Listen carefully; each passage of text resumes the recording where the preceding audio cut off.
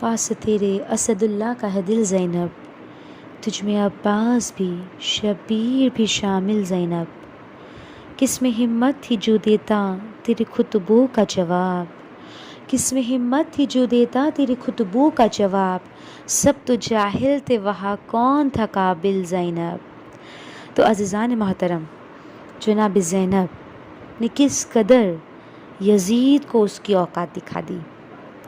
یزید کو شکست دینا کوئی معمولی بات نہیں تھی، اور یزید کون؟ جو توحید مٹانا چاہتا تھا، قرآن کے خلاف آواز اٹھا رہا تھا، اس نے امامت پہ حملہ کیا تھا۔ یزید کبھی یہ کہتا تھا کہ قرآن نازل ہی نہیں ہوا، اور کبھی یہ کہتا تھا کہ معاذاللہ یہ تو محمد صلی اللہ نے اپنی طرف سے بیان کیا ہے، یعنی ہر سچ کو جھوٹا ثابت کرتا تھا۔ تو جناب زینب نے ایک عورت ہو کے یزید کو شکست دے کے توحید بھی بچائی، نبوت بھی بچائی، ولایت بھی بچائی، یعنی بالکل اپنی مادر گرامی کے نقش قدم پہ چل کے۔ اور عزیزان محترم، بی بی کے بچپنے کا ایک دلچسپ واقعہ ملتا ہے، ایک بہت انٹرسٹنگ واقعہ ہے۔ ایک مرتبہ بی بی اپنے بچپنے میں، اپنی معصومیت میں اپنے بابا سے سوال کرتی ہے کہ بابا، کیا آپ ہم سے محبت کرتے ہو؟ یعنی عزیزو کہتے ہیں نا کہ خوبصورت سوال، ایک بیٹی اپنے بابا سے سوال کرتی ہے کہ بابا آپ ہم سے محبت کرتے ہو؟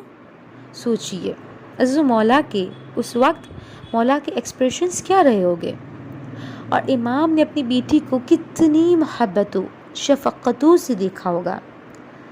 مولا کہتے بیٹا آپ کیا سمجھتے ہو، آپ کو کیا لگتا ہے؟ یقیناً آپ بابا کی جان ہو، ہم آپ سے بہت پیار کرتے ہیں۔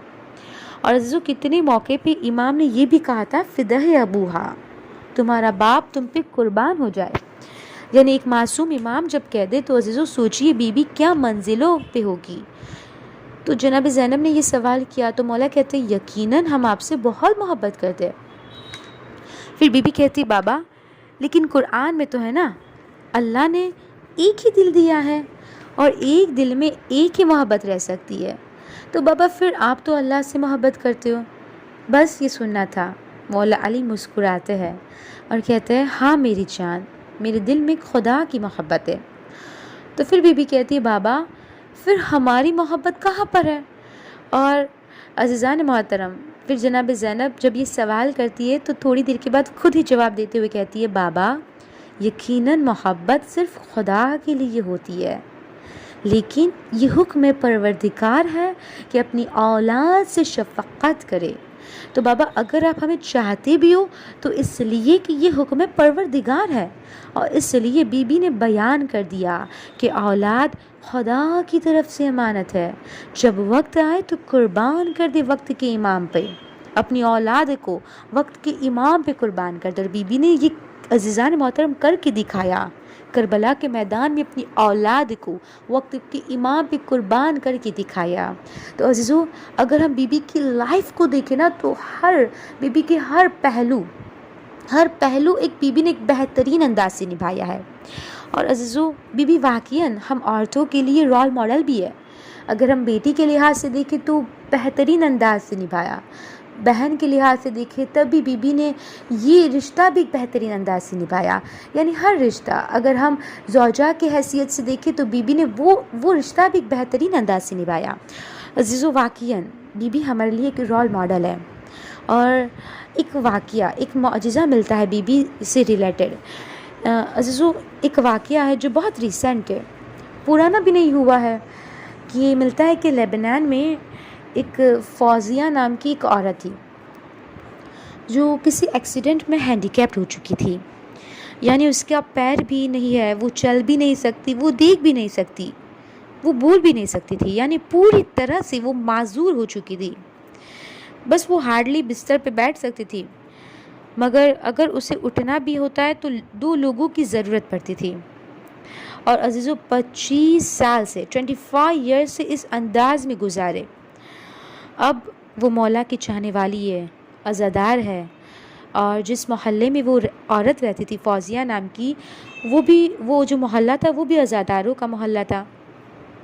تو مسلسل توسل، گریہ، عزاداری مجلسوں میں مانگنا کہ اللہ مجھے صحت دے دے، مگر اسی انداز میں 25 ایئرز گزر گئے۔ اب ایک دن اس نے سنا کہ کچھ لوگ ہیں آس پڑوس کے، اور اس کا بھائی بھی وہ بی بی کے روضے کی زیارت کو جا رہا ہے۔ عزو، کس کے دل میں تڑپ نہیں ہوتی نا بی بی کے روضے کی زیارت کرنے کی، اس زری کو چومنے کی۔ تو وہ خاتون فوزیہ اپنے بھائی سے کہتی ہے کہ بھائی، مجھے پتا ہے کہ میں چل نہیں پاؤں گی، مجھے 2 لوگوں کی ضرورت بھی ہے، تمہیں تکلیف بھی ہوگی، لیکن پھر بھی میرے لیے یہ آپ انتظام کر دو۔ وہ عورت کہتی ہے کہ بھیا میں چاہتی ہوں کہ میں بی بی کے روضے پہ چلی جاؤں۔ اور عزیزان محترم، لیکن اس کا بھائی نہیں مانتا، وہ بہت منتیں کرتی ہے کہ آپ کو بہت ثواب ملے گا، مجھے روضے پہ پہنچا دو، مگر اس کا بھائی منع کر دیتا ہے کہ دیکھو تم کو نہیں لے جا سکتے، تمہاری وجہ سے کبھی ہم سب حیران ہو جائیں گے، سب کو پریشان کرنے سے اچھا ہے کہ تم یہی بیٹھی رہو اور تم یہی سے سلام کرو، شہزادی قبول بھی کر لے گی اور یہی سے دعا کرو، بی بی اگر چاہے گی، اگر تمہاری قسمت میں شفا لکھی ہے تو بی بی کے اختیار میں سب کچھ ہے، اگر وہ چاہے گی تو تمہیں یہاں گھر بیٹھے بیٹھے ہی شفا دے سکتے ہیں اور تمہاری زیارت بھی قبول ہو جائیں گی، لیکن وہاں جا کے سب کو پریشان کرنے کی کوئی مطلب نہیں ہے۔ اب وہ عورت جس نے 25 ایئرز گزار دیے شکایت کے بغیر، لیکن اب اس کو ایک شوق زیارت نے تڑپا دیا۔ وہ کہتی ہے کہ بی بی یقیناً مجھے کوئی شکایت نہیں ہے میری بیماری کی، لیکن میں اتنی محتاج اور مجبور ہوں کہ میں آپ کے روزے تک نہیں آ سکتی۔ اور وہ تڑپتی ہے اور رو رو کے سو جاتی ہے۔ صبح جب نماز شب کے لیے بیدار ہوئی تو اٹھتی ہے، نماز کی تیاری کرنا چاہتی ہے کہ اتنے میں اس نے دیکھا کہ کوئی پردہ پوش بی بی اس کے قریب آ کے کہتی ہے کہ اٹھو۔ وہ نماز شب کے لیے اٹھنا تو چاہ رہی ہے، مگر اسے جب آواز آتی ہے کہ فوزیہ اٹھو تو کہتی ہے کہ میں نہیں اٹھ پاؤں گی۔ وہ خاتون جو معذور ہے وہ کہتی ہے میں نہیں اٹھ پاؤں گی۔ اب جو پردہ پوش بی بی آئی ہوتی ہے وہ کہتی کہا ہم تمہیں کہہ رہے اٹھو، اٹھ جاؤ، کہا نہیں میں معذور ہوں، میں نہیں اٹھ پاؤں گی۔ تو وہ خاتون کہتی ہے کہ سنو، تمہارے بھائی نے کہا تھا نا کہ اگر بی بی کو شفا دینی ہے تو یہی ہی دے سکتے ہیں، تو ہم تمہیں شفا دینے کے لیے آئے، اٹھو۔ اور جیسے ہی یہ سننا تھا وہ اٹھی تو وہ دیکھتی ہے کہ اس کے پیر آ چکے ہیں، اس کی بینائی بھی آ چکی ہے، یعنی جتنی بھی اس کے اندر پرابلمز تھی وہ ساری چلی گئی اور وہ مکمل صحت یاب ہو چکی ہے۔ نماز شب ادا کرتی ہے، نماز صبح ادا کرتی ہے، پھر گھر والوں کو جگاتی ہے، صحن میں دوڑتی ہوئی جاتی ہے اور کہتی ہے کہ میں نے جو مانگا تھا وہ میری شہزادی نے عطا کر دیا۔ تو عزیزان محترم، یقیناً بی بی اگر چاہے تو ایک لمحے عزیزان محترم، اگر بی بی چاہے تو کسی کو شفا دے سکتی ہے، اگر چاہے تو عزیزان محترم۔ تو بس یہاں پر ایک آخری شعر پڑھ کے اس عزیزان محترم گفتگو کو تمام کروں۔ زینب خدا کے دین کی غمخوار بن گئی، عزم و عمل میں حیدر کرار بن گئی، دین نبی پہ آج نہ آنے دی مرحبا، دین نبی پہ آج نہ آنے دی مرحبا، باد حسین اس کی مددگار بن گئی، مجلس بپا کی بعد رہائی حسین کی، مجلس بپا کی بعد رہائی حسین کی، شاہ ہدا کی پہلی عزادار بن